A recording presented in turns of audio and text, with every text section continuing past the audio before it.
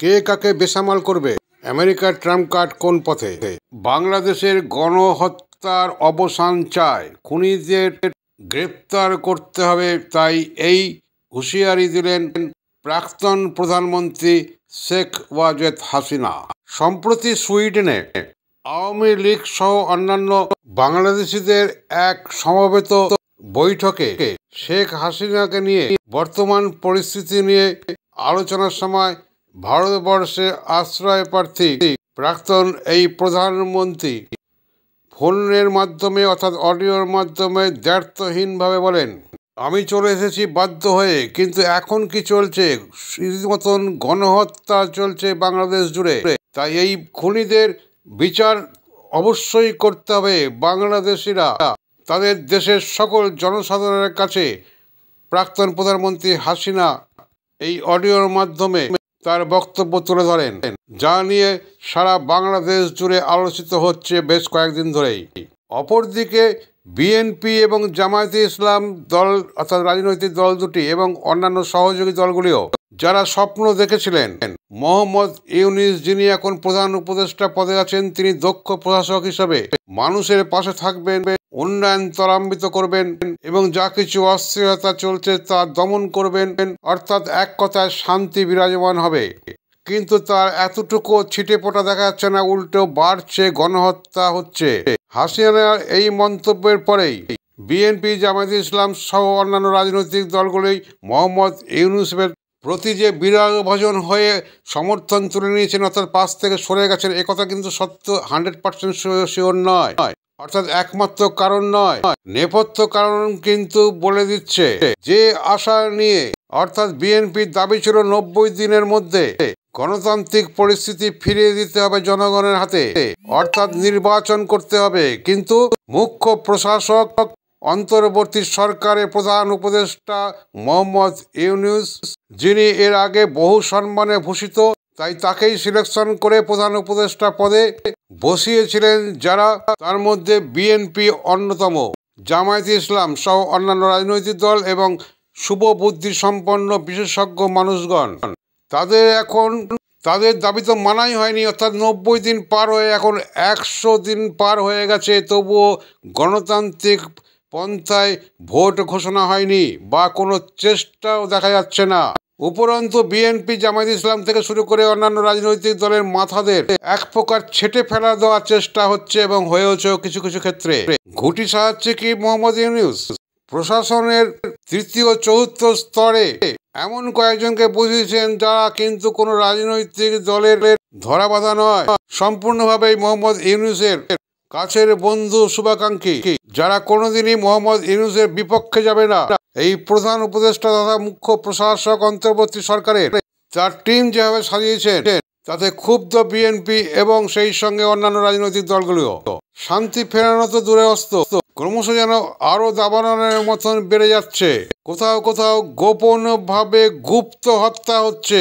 কারা করছে? তাই প্রাক্তন প্রধানমন্ত্রী শেখ হাসিনার মন্তব্যকে বিএনপি এবং জামায়াতে ইসলামও কিন্তু আজ সত্য বলে প্রকাশ হচ্ছে তাদের বডি ল্যাঙ্গুয়েজে। তারা মোহাম্মদ ইউনূসের থেকে হাত গুটিয়ে সরে আসছেন এবং বলছেন অবিলম্বে একটাই শর্ত, ভোট করতে হবে, গণতান্ত্রিক রীতিনীতি মেনে গণতান্ত্রিক পথে জনগণের কাছে আসতে হবে এবং আমরা সবাই যুদ্ধ করবো, এই ভোট যুদ্ধ, গণতান্ত্রিক যুদ্ধ। সেই যুদ্ধে আওয়ামী লীগকে কখনোই যেন নিষিদ্ধ করা না হয়। সকল রাজনৈতিক দলের এই স্ট্যান্ডকে সেলাম জানাচ্ছে বাংলাদেশের বিশেষজ্ঞ শুভানুধ্যায়ীরা, যারা গণতন্ত্র প্রেমী। অপরদিকে অনেকেই ভাবছেন যে এই ভুল বদল কিভাবে এবং কেন হচ্ছে, এর নেপথ্যে কাহিনী যা মোহাম্মদ ইউনূসও ভয় পাচ্ছেন, কেননা তিনি ভেবেছিলেন কিংবা এখনো ভাবছেন যতদিন বেঁচে থাকবো ততদিন গণতন্ত্রকে পদদলিত করে নানা বাহানা দিয়ে ক্ষমতায় থাকবো। সেই আশায় জল ঢেলে দিয়েছে আমেরিকার ট্রাম্প কার্ড বলতে পারেন। আমেরিকার প্রেসিডেন্ট হয়ে যে ট্রাম্প ফিরে আসবেন তা কল্পনা তো ভাবতে পারেনি মোহাম্মদ ইউনূস সহ তার সাথী দল। ভেবেছিলেন নতুন দল গঠন করে গণতান্ত্রিকভাবে ভোট যুদ্ধে অবতীর্ণ হবে এবং আবার প্রেসিডেন্ট হয়ে অর্থাৎ মুখ্য প্রশাসক থেকে বা অন্তর্বর্তী সরকার থেকে তিনি পদোন্নতি হয়ে গণতান্ত্রিক পথেই প্রধানমন্ত্রী হবেন। কিন্তু সে পথে কাঁটা এসে গেছে।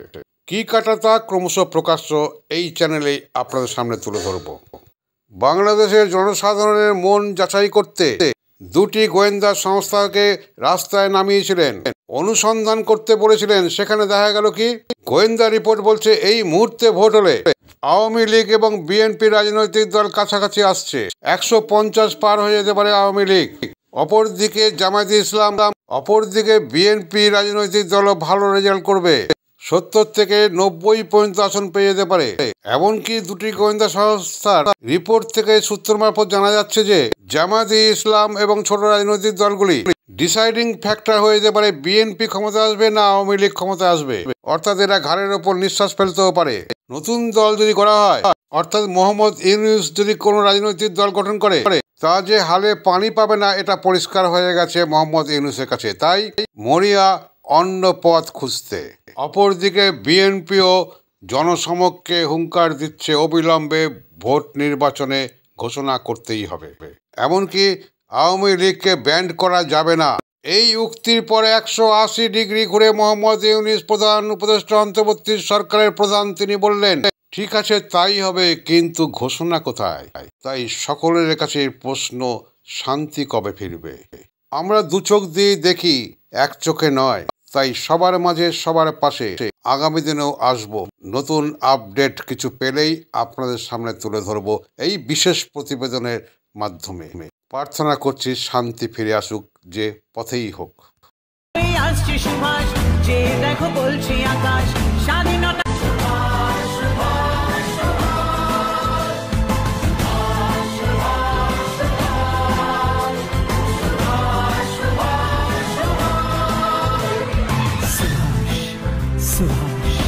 He will come like thunder and create a storm. We will be free very soon. That's what the airwaves say. He will come like thunder and lightning. He will create a storm. Dekhi tor praner jala, bolche shon oparwala, Britisher mundu kete, bije osh rakto stane, heshe je otto hashi, jara oi korlo phashi, je dekho tader pane, tader pane, tader pane.